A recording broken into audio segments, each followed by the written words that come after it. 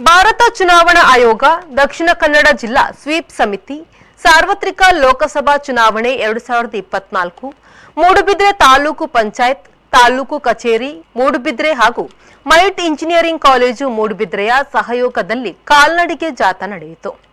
ಭಾರತ ಚುನಾವಣಾ ಆಯೋಗ ದಕ್ಷಿಣ ಕನ್ನಡ ಜಿಲ್ಲಾ ಸ್ವೀಪ್ ಸಮಿತಿ ಸಾರ್ವತ್ರಿಕ ಲೋಕಸಭಾ ಚುನಾವಣೆ ಮೂಡುಬಿದ್ರೆ ತಾಲೂಕು ಪಂಚಾಯತ್ ತಾಲೂಕು ಕಚೇರಿ ಮೂಡುಬಿದ್ರೆ ಹಾಗೂ ಮೈಟ್ ಇಂಜಿನಿಯರಿಂಗ್ ಕಾಲೇಜು ಮೂಡುಬಿದ್ರೆ ಇದರ ಸಹಯೋಗದಲ್ಲಿ ಕಾಲ್ನಡಿಗೆ ಜಾಥಾ ನಡೆಯಿತು. ಮೂಡುಬಿದ್ರೆ ತಾಲೂಕು ಪಂಚಾಯತ್ ಕಾರ್ಯನಿರ್ವಾಹಕ ಅಧಿಕಾರಿಯವರಾದ ಎಸ್ ವೆಂಕಟಾಚಲಪತಿ, ಪೊಲೀಸ್ ನಿರೀಕ್ಷಕರಾದ ನಿತ್ಯಾನಂದ ಪಂಡಿತ್, ಮೈಟ್ ಕಾಲೇಜಿನ ಪ್ರಾಂಶುಪಾಲರಾದ ಪ್ರಶಾಂತ್ ಸಿಎಂ ಅವರು ಹಸಿರು ನಿಶಾನೆ ಹಾರಿಸುವ ಮೂಲಕ ಚಾಲನೆ ನೀಡಿದ್ರು. ಮೈಟ್ ಕಾಲೇಜಿನ ಪ್ರಾಂಶುಪಾಲರಾದ ಪ್ರಶಾಂತ್ ಸಿಎಂ ಅವರು ಮಾತನಾಡಿ, ಮತದಾನ ಮಾಡುವುದು ನಮ್ಮೆಲ್ಲರ ಆದ್ಯ ಕರ್ತವ್ಯ.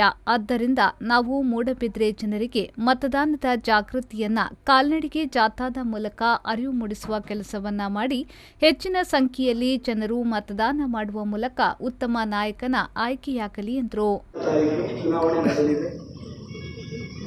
ಈ ಚುನಾವಣೆಯಲ್ಲಿ ವೋಟ್ ಮಾಡುವಂಥದ್ದು ನಮ್ಮೆಲ್ಲರ ಆದ್ಯ ಕರ್ತವ್ಯ.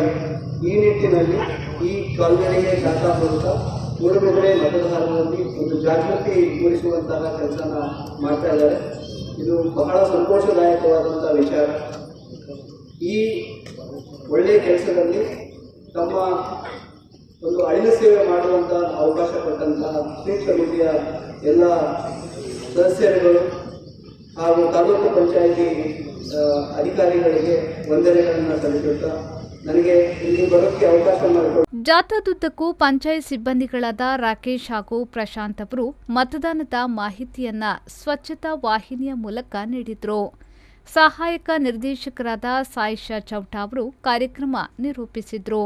ಜಾಥಾದಲ್ಲಿ ಮೈಟ್ ಕಾಲೇಜಿನ ದೈಹಿಕ ಶಿಕ್ಷಣ ಉಪನ್ಯಾಸಕ ಶಮೀತ್, ಪೊಲೀಸ್ ಠಾಣಾ ಸಿಬ್ಬಂದಿಗಳು, ಗ್ರಾಮ ಪಂಚಾಯತ್ ಸಿಬ್ಬಂದಿಗಳು, ತಾಲೂಕು ಪಂಚಾಯತ್ ಸಿಬ್ಬಂದಿಗಳು, ಗ್ರಂಥಾಲಯ ಮೇಲ್ವಿಚಾರಕರು, ಸಂಜೀವಿನಿ ಒಕ್ಕೂಟದ ಸಿಬ್ಬಂದಿಗಳು ಹಾಗೂ ಮೈಟ್ ಕಾಲೇಜಿನ ಉಪನ್ಯಾಸಕರು ಮತ್ತು ವಿದ್ಯಾರ್ಥಿಗಳು ಈ ಜಾಥಾದಲ್ಲಿ ಪಾಲ್ಗೊಂಡಿದ್ರು. ಪ್ರೇಮಶ್ರೀ, ವಿ4 ನ್ಯೂಸ್, ಮೂಡುಬಿದ್ರೆ.